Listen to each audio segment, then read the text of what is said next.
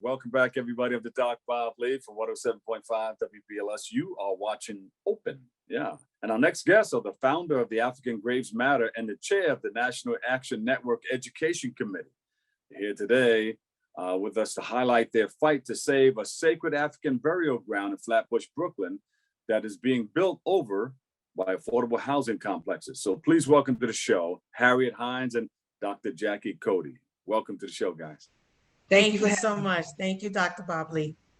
You guys have been fighting for a while now. How did you guys meet up and come together and decide that this is what we're going to do? Well, it's been a long journey, but relatively short in the grander scheme of things.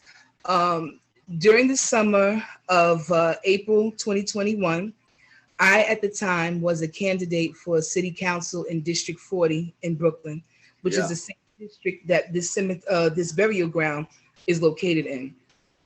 It was brought to my attention by another candidate for a political position at the time. His name is Robert Elstein. He was running for Brooklyn Borough President. And he brought to my attention that this burial ground actually existed in my backyard. Originally, there was a group of two women who were of non-African descent who were fighting to not have affordable housing, but in actuality to have an urban farm. When he brought it to my attention, of course, being a person of African ancestry, I said immediately, no urban farm on top of the bones of my enslaved ancestors. Yeah. So then immediately I brought Reverend Gregory Seal Livingston to the fight, who's a Chicago reverend and activist, civil rights activist, and had him join with me in the fight to demonstrate on a weekly basis in front of the burial ground. Now, as we formulated African Graves Matter, then we started to notice the different climate, the tensions that started to swell in the neighborhood. There was an interview that I had did on WBAI where they interviewed me along with other community residents. And there was one man by the name of Matt Denaro from the Flatbush Workers United who had, in the interview, he had made an extremely racist comment. He said that the decomposing bones of the enslaved in the soil should be used to fertilize the crops that's going to be grown, and their spirits should be used to nourish the community. Well, immediately after that, I brought it to the attention of everyone in my group, and then we began to protest in light of the racist comments that were made.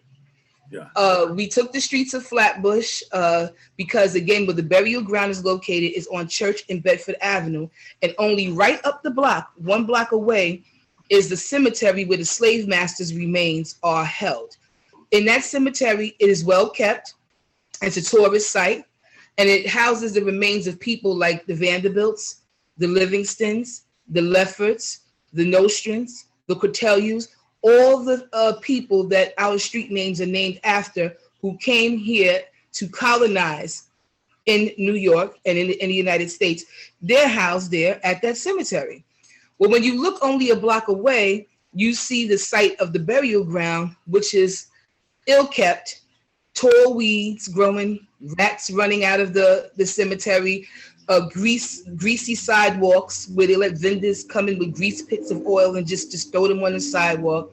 And we immediately said to ourselves that we want our spot to be preserved as a memorial to educate the community and educate our future generations that, you know, the enslaved are here in the soil.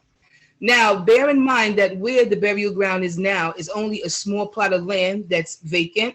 And that's only because for over 100 years, over a century, a Jewish school sat there on the lot. Now, prior to this Jewish school being there, the historians knew, as well as the politicians knew, that this was a burial ground. Now, the burial ground is not only in that 1 plot of land. All the street is covered. Underneath the street, there's bones under the streets. There's bones under the post office. There's bones under Erasmus High School. There's bones going all the way back to Nostrand Avenue and even the surrounding buildings. So again, most of the burial ground is covered, but this small portion of land only is vacant because they demolished the Jewish school in 2015. Yeah. And how did you meet up with Dr. Jackie Cody? Oh, Dr. Jackie Cody, again, that's my girl. You know, she's been in the fight for civil rights for a long time, and you know, Jackie, with your perspective, we happen to connect. I think our lives were running parallel, but we actually connected when we both were members of the Community Education Council for District 22.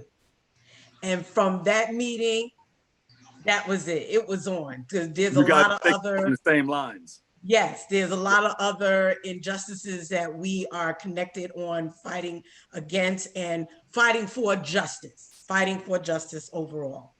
So, but we got this going on. So, what are the solutions? What do people do, or what are you guys trying to do to help the situation along? Well, as we pay honor to this sacred space, hallowed area, we want to comprehend, instill, and appreciate the lives, history, and respect for the accomplishments and grave sacrifices made by Black African Americans in the United States and around the world. This is a national issue. We want to work with community and elected leaders with devising plans on how to memorialize the sacred African burial ground. A little tidbit, Dr. Bob Lee, I know you remember my dear aunt, Ollie McLean, and how she fought hard for the African burial ground in downtown Manhattan. And you know, Reverend Sharpton has fought against Black injustice for decades nationwide. I agree with Borough President Adams' decision that the site should stand as a memorial, and I support African Graves Matter for leading the fight, while other community groups wanted an urban farm, as Sister Hines just said, and affordable housing built on top of enslaved Africans and indigenous people. No way. So the burial ground can serve as an asset to society, as it can help to educate future generations, and there shall be no other development on this site. So we've been meeting with the mayor's office in regards to cleanup and to set forth, and we have a meeting tonight, as a matter of fact, to lay down some written plans to submit to the mayor's office on what we want to see happen, the educational plans with this sacred space. Let me know when that cleanup happens so we can come down maybe with the cameras or the WBLS microphone and grasp hold of some of that, of what you guys are doing, because I think this is great. These are things that need to be preserved. So thank you for all the work that you guys are doing and creating the awareness that we do have a situation like this in the first place. What's next for the African Graves Matter? Okay, well, African Graves Matter has formulated itself as a national movement.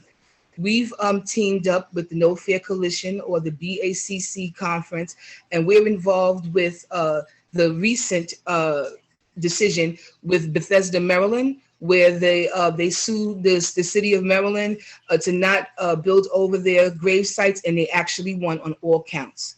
And so this is all over the country. It's all over the country. These grave sites are emerging all over the country, and so like we not only have a concern for where we're at locally, we have a concern for all of the grave sites throughout the country. Where can people go for more information? Because we need a whole hour to get deeply involved in what we're talking about right now. But do you have this on the website somewhere? Yes, www.africangravesmatter.com. And I would like to say something. There's a quote that I've been saying from the beginning of April or May when we've demonstrated out in the streets. And it comes from Assemblywoman Rodney Spichot. She's the Assemblywoman for over the area there where the gravesite is. She said, "It is the people's right to preserve their history and culture and to share it with the world." Now, when she made that statement, she made it in regards to her creation of Little Haiti. And then she also supports Little Guyana. So my outcry to her is, could she please support us with Little Africa there on the corner, and, come out and show that she also wants a memorial, because again, I don't care if you're Haitian, you're Trinidadian, you're Jamaican, wherever you are, you all of African ancestry. We were just dropped off in different ports throughout the world, but we're all from African ancestry. So I would definitely appreciate her support, as well as the U.S. Congresswoman Yvette Clarke's support. They all preside over the area. Yeah, I love them. The Assemblywoman and Yvette Clarke, I love them. You know, I love the mother too, Yvette Clarke's mother. Yeah. Una Clarke. Yeah. When you see them, give them a hug for me and tell them Dr. Bob Lee said hello. Harriet Hines, founder, African Graves Matter, and Dr. Jackie Cody, chair, National Action Network Education Committee. We love you guys and thank you for all that you're doing. Thank you. Thank you. All right. Bobby C's up next, and well, he has all the information in the world of sports. Check him out. Coming up on Open.